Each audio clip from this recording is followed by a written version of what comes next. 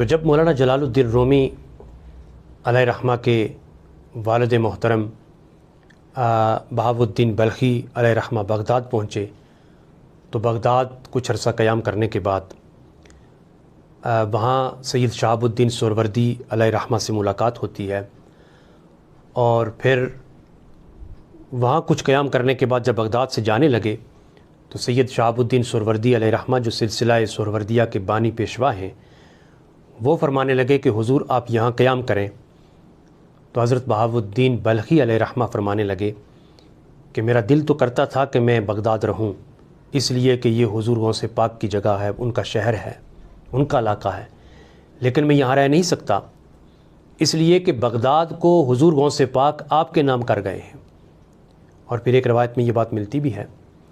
کہ حضرت خواجہ معین الدین چشتی اجمیری رحمۃ اللہ تعالیٰ علیہ انہوں نے حضور غوث پاک سے عرض کیا کہ حضور بغداد مجھے سونپ دیں، میں بغداد میں قیام کرنا چاہتا ہوں۔ تو حضور غوث پاک نے فرمایا کہ تم کوئی اور علاقہ طلب کرو، کسی اور جگہ چلے جاؤ، یہ بغداد میں نے شہاب الدین سہروردی کے نام کر دیا ہے۔ تو فرماتے ہیں کہ جب حضور غوث پاک آپ کے نام بغداد کو کر گئے ہیں تو پھر میں یہاں کیسے رہ سکتا ہوں۔ وہاں سے آپ نکلے دمشق گئے، وہاں کچھ عرصہ قیام کیا، اور پھر وہاں سے ارزنجان پہنچے، وہاں سے آپ کونیا پہنچے، اور پھر کونیا کو آپ نے مستقل اپنا ٹھکانہ بنا لیا اور وہاں پر قیام پذیر ہو گئے۔ جب آپ کا وصال ہوتا ہے تو اس کے بعد مولانا جلال الدین رومی علیہ رحمہ پھر واپس دمشق آتے ہیں، اور وہاں آپ بقیہ علوم حاصل کرتے ہیں، چونکہ پہلے عالم آپ نے جو علم حاصل کیا وہ اپنے والد محترم سے حاصل کیا، اور اس کے بعد پھر دوسرے استاذ جو آپ کے ہیں وہ آپ کے والد کے خلیفہ ہیں سید برہان الدین ترمذی رحمۃ اللہ تعالیٰ علیہ، یہ خلیفہ بھی ہیں آپ کے والد کے اور شاگرد بھی ہیں، اور ان کو یہ اعزاز حاصل ہے کہ جب آپ بلخ سے چلے تھے تو سید برہان الدین ترمذی رحمۃ اللہ تعالیٰ علیہ آپ کے ساتھ تھے، تو یوں مولانا جلال الدین رومی علیہ رحمہ کی پرورش اور تربیت میں علامہ مولانا سید برہان الدین ترمذی علیہ رحمہ کا بہت بڑا ہاتھ ہے۔ پھر آپ نے جب علم ظاہر حاصل کیا اور اس کے ساتھ ساتھ پھر علوم باطن حاصل کرنے کے لیے آپ کی ملاقات شاہ شمس تبریز علیہ رحمہ سے ہوتی ہے، تو پھر آپ کے جو کیفیات تھیں، جو آپ کے اوپر وجد آتا تھا، اور محفل سماع کے اندر جو آپ کی شرکت تھی، اس سے یوں ہوا کہ آپ جو آپ کا ایک خطابات کا سلسلہ تھا، دروس کا ایک سلسلہ تھا، چونکہ آپ نے یکسوئی کے ساتھ اپنے شیخ طریقت کے نقش قدم پر چلتے ہوئے، تصوف کی راہ اپناتے ہوئے، آپ درویشی لائن کو اپناتے ہوئے علم معرفت میں اور تصوف میں اور علم باطن کے حصول کے لیے آپ زیادہ وقت صرف کرنے لگے، اور تنہائی میں بیٹھ کر کے اکثر سوچتے، سوچ و بچار کرتے، غور و فکر کرتے، تدبر سے کام لیتے، یہاں تک کہ جب آپ پر وجد کی کیفیت ہوتی تو بہت سارے لوگ آپ کے رقص کو جو محفل سماع کے اندر ہوتا تھا اس کو ناپسندیدگی کا اظہار بھی کرتے، وہ کہتے کہ یہ شریعت اس چیز کی اجازت نہیں دیتی ہے، اور بہت سارے علماء آپ کے خلاف بھی ہوئے، لیکن آپ کی زندگی کے اندر کسی کو یہ ہمت اور جرأت نہ ہوئی کہ وہ آپ کے خلاف کوئی فتویٰ صادر کرے وہاں پر، یہاں تک کہ مولانا جلال الدین رومی علیہ رحمہ کے وصال کے بعد وہ جتنا گروپ تھا علماء کا جو آپ کے خلاف تھے، انہوں نے ایک فتویٰ لکھا اور سب نے اس پر دستخط کیے کہ محفل سماع جو مولانا روم نے شروع کی تھی اس کو حرام قرار دیا جائے اور اس کو بین کیا جائے، اس پر پابندی لگائی جائے۔ وہ فتویٰ لے کر کے وقت کے قاضی کے پاس آئے، قاضی سراج الدین اس وقت منصب قضا کے اوپر فائز تھے کونیا کے اندر، تو جب وہ فتویٰ لے کر کے آئے تو کہنے لگے کہ آپ اس پر دستخط کر دیں، تو قاضی سراج الدین کہنے لگے کہ میں اس پر دستخط نہیں کروں گا۔ کہنے لگے کیوں؟ آپ نے فرمایا کہ تم مولانا جلال الدین رومی کو نہیں جانتے ہو، تم نے صرف ان کا ظاہر دیکھا ہے،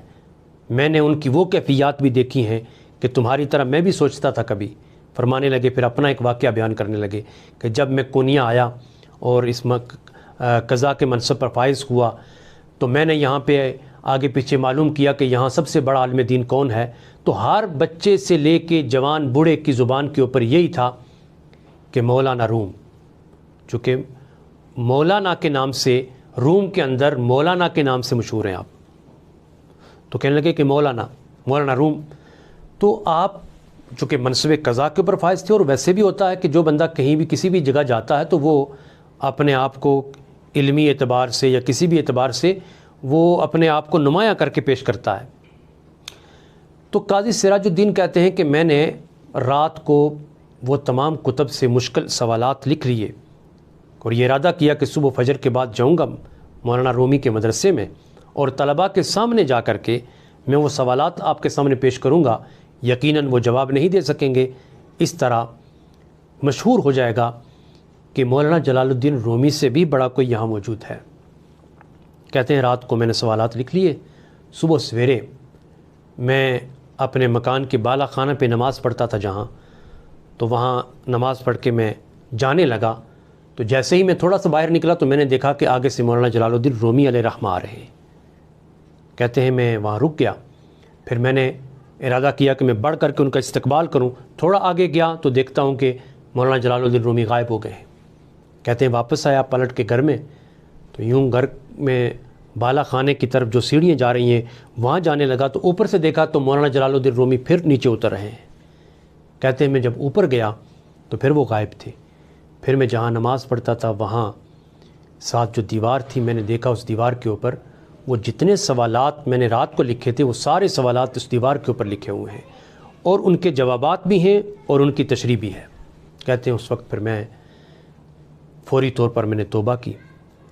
اور پاؤں میں جوتا نہیں تھا، ایسے ہی بھاگا اور مولانا جلال الدین رومی علیہ رحمہ کے مدرسے میں آیا اور آ کر کے ان کو یہ ساری بات بتائی اور میں نے توبہ کی، اور پھر ان کی مجالس اور ان کے دروس کے اندر میں شرکت بھی کرتا تھا۔ تو فرمانے لگے کہ تم مولانا جلال الدین ان کے ظاہر کو دیکھتے ہو، میں نے تو ان کی یہ کیفیات بھی دیکھی ہیں۔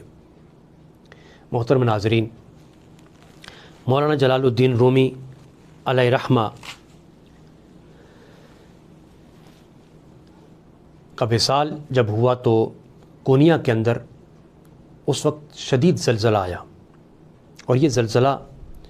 آپ کے وصال سے پہلے آ رہا تھا، یعنی 40 دن مسلسل زلزلہ آتا رہا اور شدید جھٹکے اس کے لگتے رہے۔ کچھ لوگ آئے آپ کے پاس اور آ کر کے کہنے لگے کہ حضور آپ دعا فرمائیں تاکہ یہ زلزلے کا سلسلہ جو ہے یہ تھم جائے۔ تو آپ نے فرمایا کہ یہ جو زمین ہے یہ لقمہ تر مانگتی ہے، اس کو لقمہ ملے گا تو زلزلہ رک جائے گا۔ بس پھر کچھ ہی دنوں کے بعد آپ کا وصال ہو گیا، اور جب آپ کا وصال ہوا تو یہ زلزلہ تھم گیا۔ تو اس سے یہ کہ زمین کو جو آپ نے یہ فرمایا کہ وہ لقمہ تر مانگتی ہے، تو اس کے بعد پھر مولانا جلال الدین رومی علیہ رحمہ کا وصال ہوتا ہے، اور صبح فجر کی نماز کے بعد آپ کا وصال ہوا، اور یہ جب آپ کا وصال ہوتا ہے 1273 عیسوی میں صبح فجر کے وقت آپ کا وصال ہوتا ہے، تو اتنی لاکھوں کی تعداد کے اندر لوگ آپ کے جنازے کے اندر شامل ہوئے کہ فجر سے لے کے عشاء تک جنازہ گاہ تک پہنچتے تک 7 تابوت جو ہیں 6 تابوت جو ہیں وہ ٹوٹے رش کی وجہ سے، اور آپ کے نماز جنازہ کے اندر وہ تمام مذاہب کے لوگ تھے، تمام لوگ تھے، اور پھر آپ کو کونیا کے اندر اپنے والد کے پہلو کے اندر دفنایا گیا۔ محترم ناظرین، 17 دسمبر کو ہر سال آپ کا عرس ہوتا ہے، اور پوری دنیا سے آپ کے چاہنے والے، آپ کے عقیدت مند وہاں حاضری دیتے ہیں۔ آج کا یہ مختصر تعارف مولانا جلال الدین رومی علیہ رحمہ کے حوالے سے تھا۔ ان کے مقام اور مرتبے پر انشاءاللہ العزیز ہم بات کریں گے جو ان کی کرامات ہیں، اور اس کے بعد انشاءاللہ ہم بات کریں گے مثنوی شریف جو مولانا جلال الدین رومی علیہ رحمہ نے اپنے علم کے موتی وہاں بکھیرے